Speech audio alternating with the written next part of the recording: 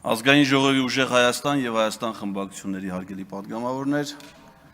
ազգային ժողովի աշխատանքներին հետևող սիրելի հայրենակիցներ։ Այսօր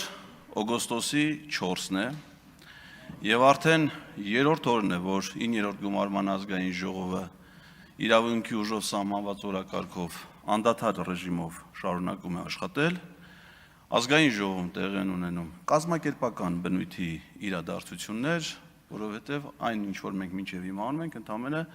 ազգային ժողովի աշխատանքների կազմակերպման նպատակով իրականացվող քայլեր են։ Մենք դեռ չենք անցել քաղաքական օրակարգի խնդիրների քննարկմանը։ Բայց այս 3 օրերի ընթացքում իրադարձություններ են ծավալվում ոչ միայն ազգային ժողովի նիստերի դահլիճում, այլև դրանից դուրս։ Եվ շատ հետաքրքիր իրադարձություններ, եւ ինձ շատ հետաքրքիր է նաեւ ազգային ժողովի արձագանքը այդ իրադարձություններին։ Իմ կարծիքով ազգային ժողովից դուրս տեղի ունեցած մի շատ հետաքրքիր իրադարձություն դա իրավունքի ուժով կառավարության հրաժարականն էր եւ նոր խորհրդանի կազմավորման ուժերի հարաբերակցությունով պայմանավորված Նիկոլ Փաշինյանին վարչապետի պաշտոնում արդեն 4-րդ անգամ նախագահի կողմից նշանակելու փաստը։ Նա կիրակի օրը 4-րդ ժամկետում նշանակվեց Հայաստանի վարչապետ եւ իր առաջարկությամբ ըստ էության ձևավորվել է նաեւ կառավարության ամբողջական կազմը։ Եվ ինչն է հետաքրքիր, ազգային ժողովի արձագանքը։ Արդեն 3-րդ օրն է այդ իրադարձությունից անցել եւ ազգային ժողովից դեռ ոչ ոք չի շնորհավորել Նիկոլ Փաշինյանին վարչապետի պաշտոնում վերանշանակվելու կապակցությամբ։ Եվ ինչն է հետաքրքիր, որ ազգային ժողովում են գտնվում ի թիվս այլ պատգամավորների Նիկոլ Փաշինյանի հետ անմիջական աշխատանքային հարաբերություններ ունեցած եւ ներկայումս պատգամավորի կարգավիճակ ունեցող գործիչներ, ինչպիսիք են վարչապետի աշխատակազմի նախկին ղեկավար Արայիկ Հարությունյանը, վարչապետի աշխատակազմի նախկին ղեկավար Աղաջանյանը, վարչապետի աշխատակազմի նախկին ղեկավարի տեղակալ Չախոյանը, վարչապետի մամուլի խոսնակ Նազելի Բաղդասարյանը, անգամ նրանք, ովքեր որ անմիջական աշխատանքային հարաբերություններ են ունեցել Փաշինյանի հետ, հրապարակային խոսքում որևէ շնորհավորանք չեն հնչեցրել այդ առիթով։ Այստեղ տարբեր առիթներով են իրար շնորհավորել մարդիկ եւ ծննդյան օրվա կապակցությամբ եւ պատգամավոր ընտրվելու կապակցությամբ եւ, չգիտեմ, ազգային ժողովի նախագահ, փոխնախագահ, բայց իմ նշած առիթով շնորհավորանք չի եղել։ Սա շատ հուսադրող է։ Հուսադրող է այն տեսանկյունից, որովհետեւ մենք մեծ սպասելիքներ ունենք, որ հատկապես 9-րդ գումարման ազգային ժողովն է Նիկոլ Փաշինյանին հեռացնելու վարչապետի պաշտոնից։ Եվ այս տրամադրությունները դահլիճում մեզ հույս են ներշնչում, որ այդ իրադարձությունը չի ուշանալու։ Եվ ես առավել քան մեծ ուրախությամբ սպասում եմ այն գեղեցիկ օրվան, երբ որ անհրաժեշտ իրավակարգավորումներից հետո ազգային ժողովը Սամվել Կարապետյանին կընտրի Հայաստանի Հանրապետության վարչապետի պաշտոնում։ Եվ մենք այդ ժամանակ չեզոքացնենք մեր երկրի բոլոր այն մարտահրավերներն ու սպառնալիքները, որը բերել է մեր երկրին Նիկոլ Փաշինյանը, եւ իրապես կապրենք ուժեղ Հայաստանում։ Այս օրերին ես տեսնում եմ նաեւ մեկ այլ ուշագրավ իրադարձություն, որը ինձ նույնպես հույս է ներշնչում այդ նույն համատեքստում։ Ես զգում եմ եւ տեսնում եմ, որ այս դահլիճում, անկախ դրանից, թե ով է առաջադրվում կամ ով է ընտրվում ազգային ժողովի նախագահ կամ տեղակալ, միևնույնն է, առայժմ ամենակարևոր աթոռը շարունակում է մնալ այս շարքի առաջին աթոռը, որտեղ գրված է Նարեկ Կարապետյանի անունը, ուժեղ Հայաստան խմբակցության ղեկավարի։ Ինչն է ինձ բերել այդ եզրահանգման, այն իրողությունը, որ այս ամբիոնից ելույթ ունեցող բազմաթիվ պատգամավորներ չնչին բացառություններով անպայման իրենց խոսքով դիմում են Նարեկ Կարապետյանին։ Այսինքն ակնհայտ է, որ իրենց ելույթի ամբողջ կառուցվածք ու տրամաբանության հասցեատերը Նարեկ Կարապետյանն է։ Ինչ շատ քիչ են դիմել մինչև հիմա, եւ դա տրամաբանական է։ Մյուս պատգամավորն է, բայց օրինակ Նարեկ Կարապետյանին ոչ միայն ելույթում իրենց հարցադրումներով, հարցերով են դիմում, այլ նաեւ մոտենում են, երբեմն տեղեկանքներ են ներկայացնում, դիդակտիկ նյութեր, զեկույցներ։ Մեծ ուշադրությամբ լսում են Նարեկ Կարապետյանի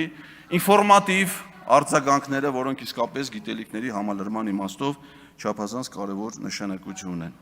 Այս ամենը հուսադրող է, եւ ես կարծում եմ, որ գալիք իրադարձությունների տեսանկյունից շատ էական։ Ինչ վերաբերվում է մեր տեխնացուին, ինձ համար դժվար է խոսել Վահագ Ալեքսանյանի մասին։ Կներեք, ամեն անգամ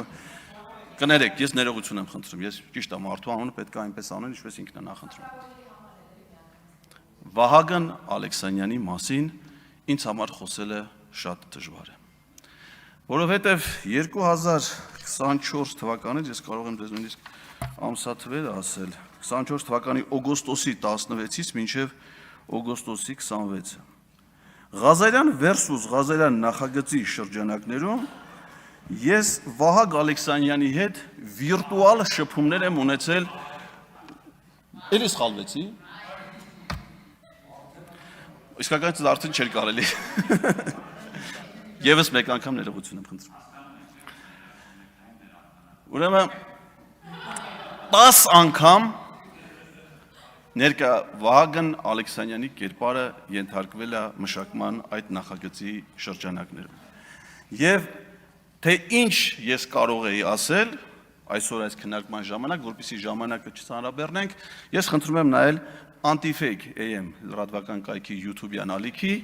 այդ բոլոր 10 թողարկումները։ Դրանք իսկապես շատ դիտարժան, վստահ եմ, որ շատերը նայել են, ես գիտեմ դրա մասին, բայց եւս մեկ անգամ խնդրում եմ դրանց ծանոթանալ։ Եվ այդ տեսանկյունից իմ մոտ մի տեսակ նաեւ ինչ-որ հարազատական զգացողություններ են առաջացել, եւ ես այդ իմաստով նաեւ կդժվարանամ նորից այդ կերպարին անդրադառնալ։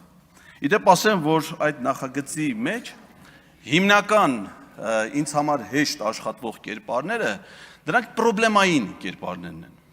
Այսինքն պարոն Ալեքսանյանի մշակումների քանակը պայմանավորված է ոչ միայն Պետրոս Ղազարյանի ցանկություններով կամ դավադրությամբ այդ դեպքում կարող ենք ասել,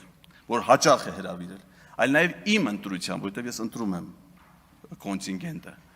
Ինձ համար հեշտ է աշխատել որոշ կերպարների հետ, հատկապես այն կերպարների հետ, որոնք խոցելի են, եւ անհատապես եւ բովանդակային խոսքի իմաստով, բայց ինձ համար ցավալի է